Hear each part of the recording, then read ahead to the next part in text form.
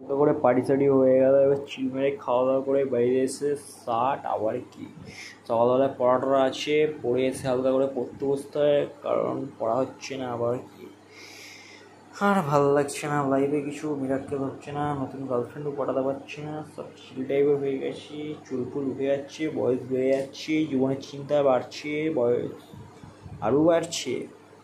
কী করবে, মনের মধ্যে শান্তি নেই, জীবনের ক্লান্তি নেই, অক্লান্ত পরিশ্রম, শুধু ফান টাইপের লাইফ চলছে আর কিছু না।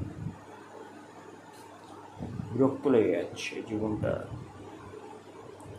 মনে হচ্ছে চিল মারি, কিন্তু এত চিল মারছি পড়াশোনায় হচ্ছে না, এত চিল হয়ে যাচ্ছে, সবই চিল হয়ে যাচ্ছে, সবই চিল বলতে গেলে।